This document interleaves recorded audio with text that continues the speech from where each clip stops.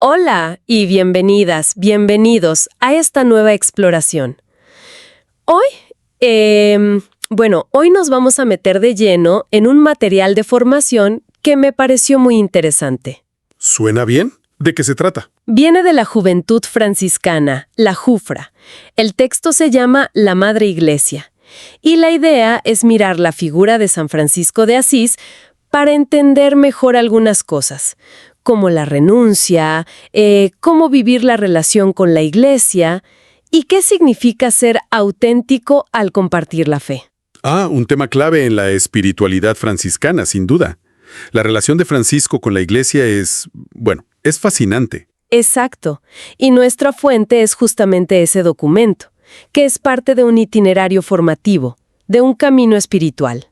Entendido. Y lo que buscamos hoy es como desgranar un poco las ideas centrales que este material propone sobre cómo vivió Francisco todo esto. O sea, ¿qué quería decir renunciar para él, según esta lectura?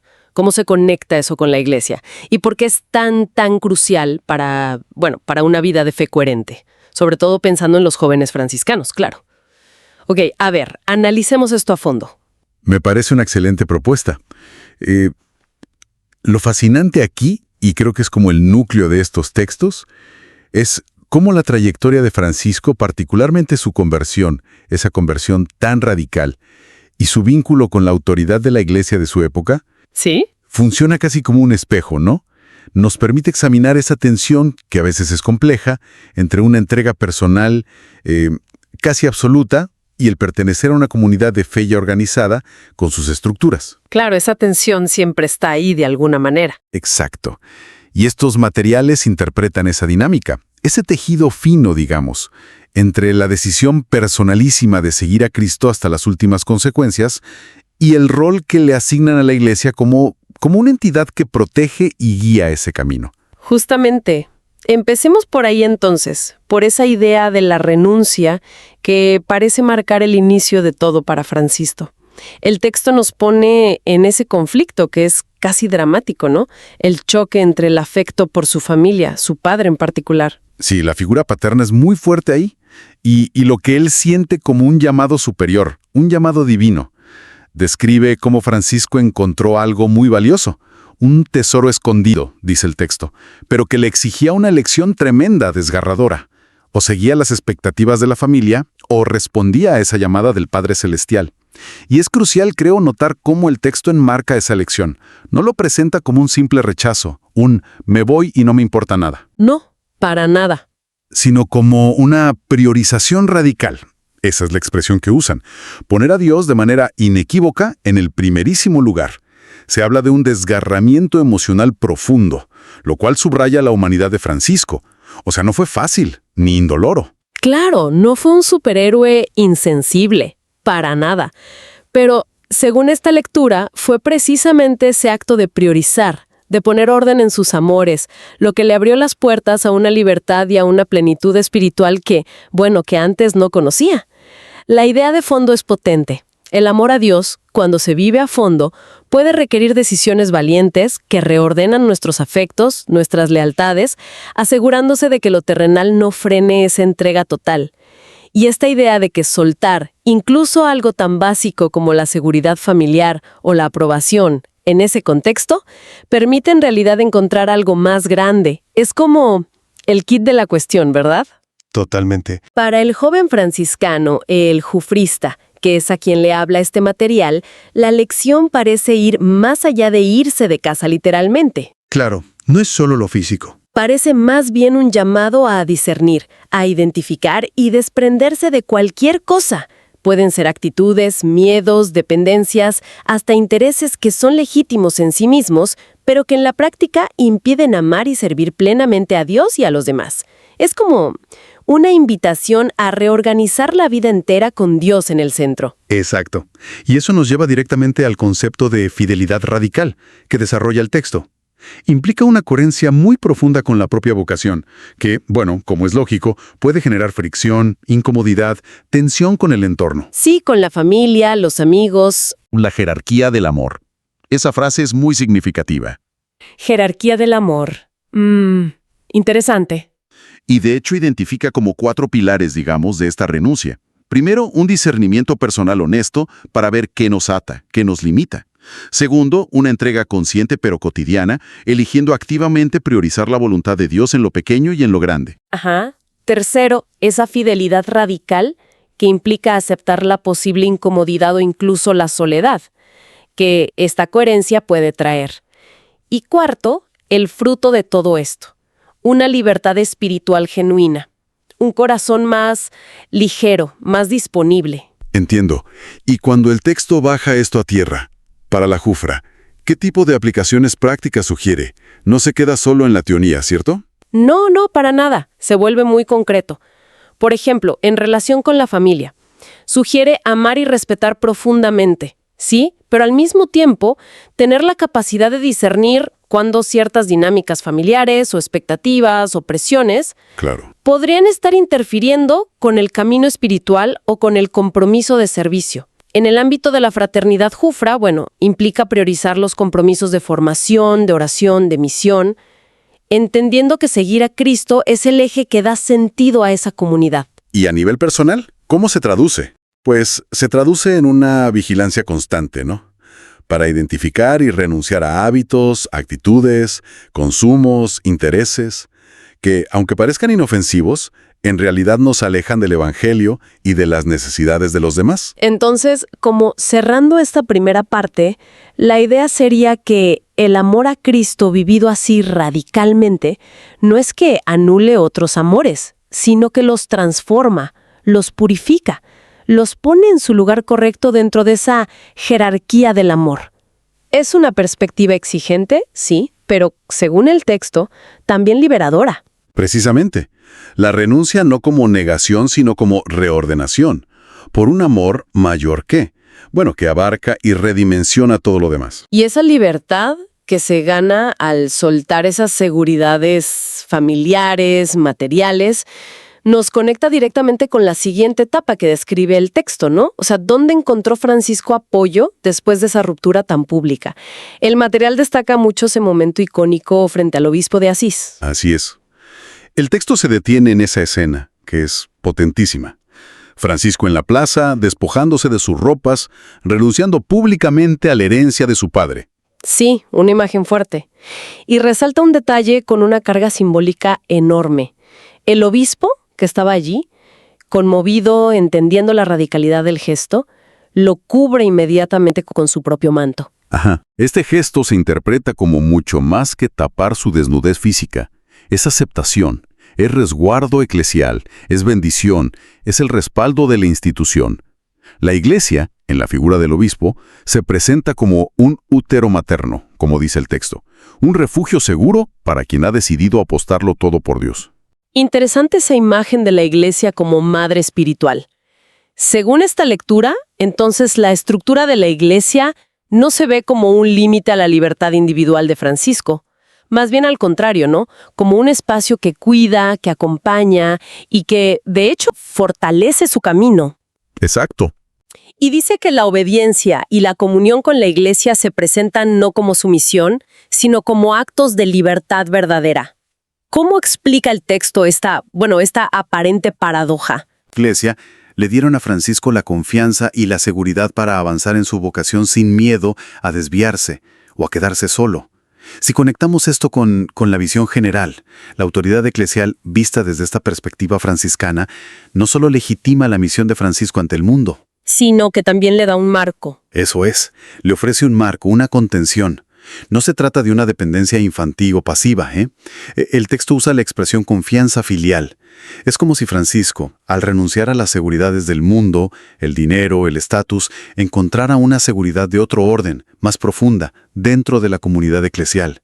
La institución le ofrece un hogar espiritual donde su radicalidad es comprendida, es validada y es protegida. Es una perspectiva potente, sí. La estructura que podría parecer que limita, en realidad habilita una libertad más audaz, porque ofrece una red de seguridad espiritual.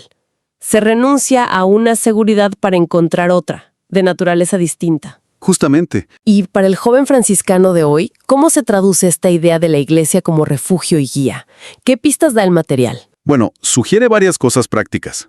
Primero, la importancia de buscar orientación, ¿no? En líderes espirituales maduros, en acompañantes dentro de la iglesia, para discernir los propios pasos.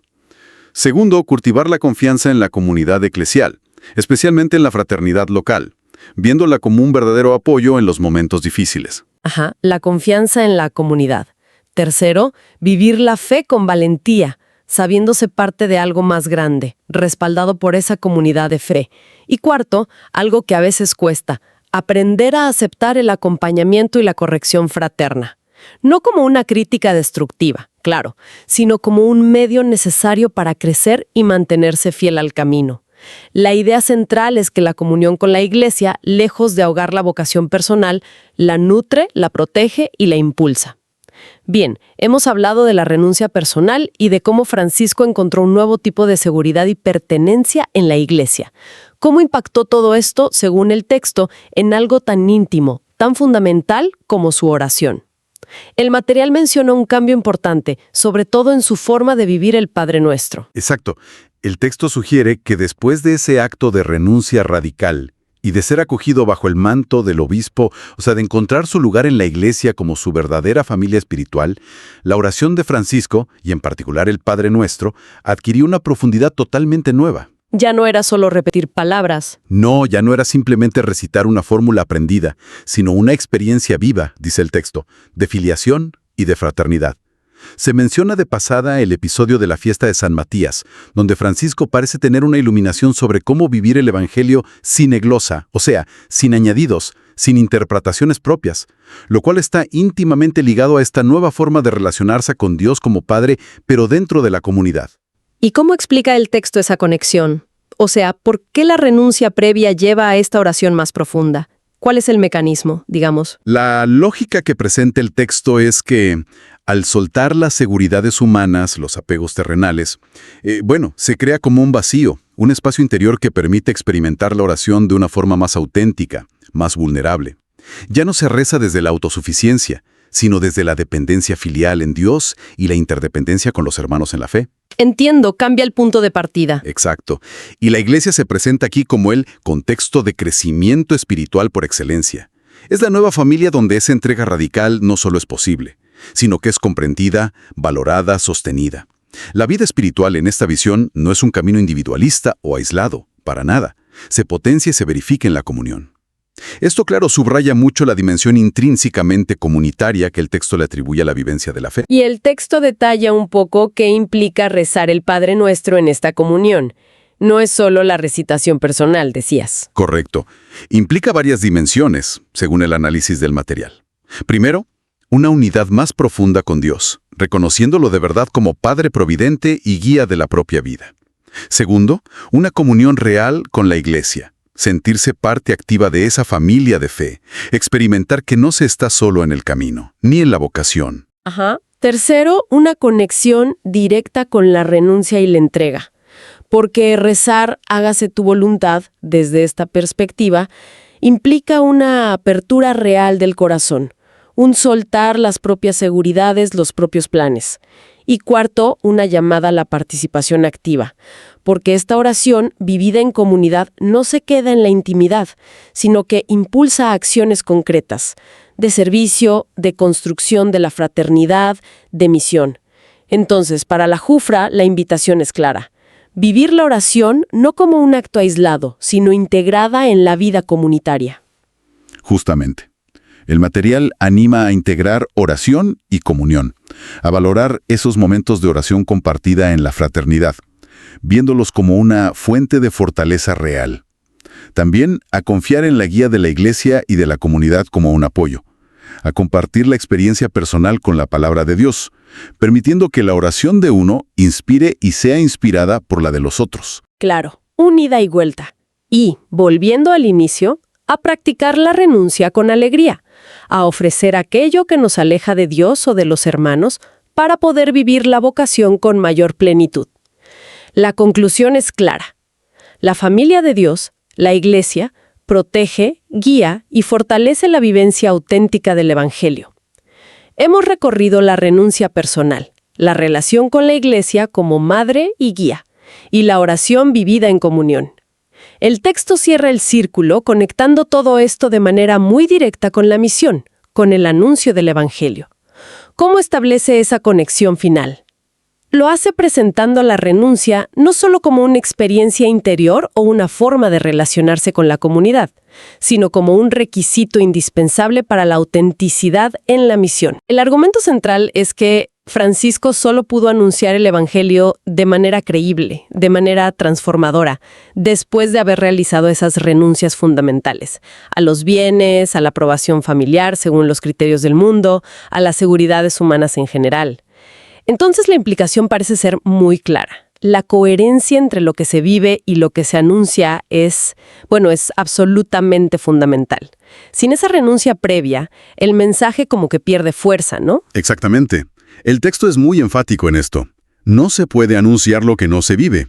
La autenticidad del misionero, del testigo, depende directamente de esa renuncia consciente a todo aquello que podría ensombrecer su fidelidad a Cristo. ¿Y qué cosas menciona como posibles sombras? Bueno, el texto menciona la riqueza, los afectos desordenados, la búsqueda de aprobación o de prestigio, la preocupación excesiva por la opinión ajena. Al desprenderse de estas cargas, Francisco logró, según esta lectura, una coherencia tan radical que su sola presencia, su estilo de vida, eran ya una predicación poderosa.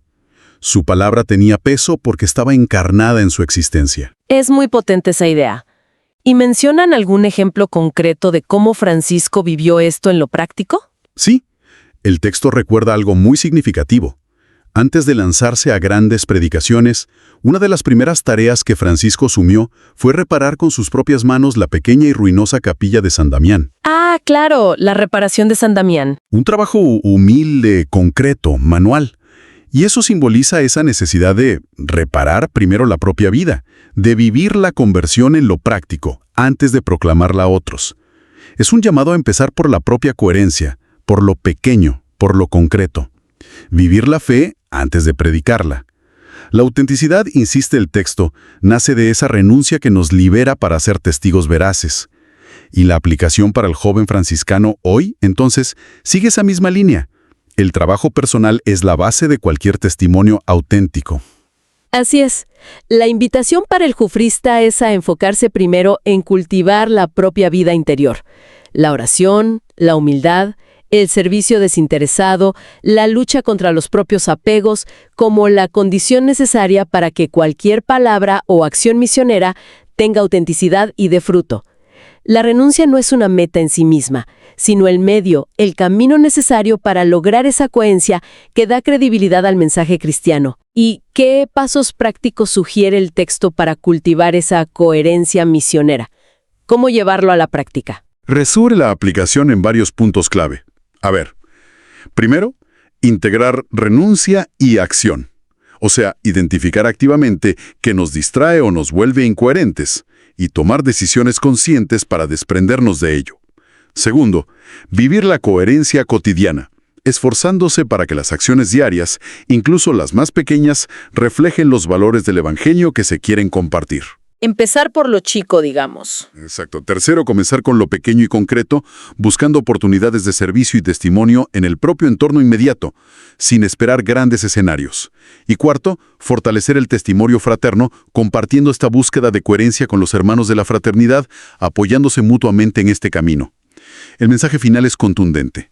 La renuncia, entendida como esta búsqueda de coherencia radical, es la llave que abre la puerta a una misión auténtica y verdaderamente transformadora.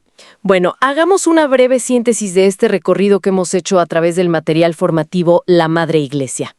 Hemos visto cómo presenta la renuncia de San Francisco, no como una negación, sino como una priorización radical que al final conduce a la libertad. Sí. Una libertad interior profunda. Hemos explorado la figura de la Iglesia como madre protectora y como comunidad esencial, un refugio que en realidad fortalece la vocación. Ajá. Analizamos cómo en la oración, especialmente el Padre Nuestro, se transforma en una experiencia viva, profunda, vivida en comunión fraterna. Ajá. Y finalmente, cómo todo esto converge en la autenticidad misionera, donde la coherencia, que se fundamenta en esa renuncia previa, es la clave del testimonio. Exacto. Y quizás para cerrar, podríamos dejar una reflexión que emerge de estas ideas tan densas, ¿no? El texto presenta un modelo muy claro, una renuncia radical a las seguridades del mundo y una confianza profunda en la estructura y la comunidad eclesial como fuente de seguridad, de guía y de autenticidad para vivir y anunciar la fe. Sí, es un modelo muy definido. Entonces, si miramos nuestro mundo actual con sus múltiples formas de apego, que a veces son muy sutiles, ¿no? Como el apego a la imagen, al éxito, a la opinión digital, y quizá con percepciones más diversas o incluso críticas sobre las instituciones, incluyendo las religiosas. ¿Cómo resuena hoy este llamado a la renuncia como camino hacia la libertad y la coherencia? ¿Qué formas concretas podría tomar esa priorización radical de la que habla el texto en los contextos contemporáneos? Tanto para quienes viven una fe explícita como para cualquiera que busque una vida más auténtica con más sentido. Es una pregunta que, creo, el texto nos deja vibrando. Renuncia, comunidad y misión, inspiradas en San Francisco de Asís a través de la mirada de este material formativo de la Jufra. Muchas gracias por acompañarnos en este análisis. Gracias a ti, ha sido muy interesante. Hasta la próxima.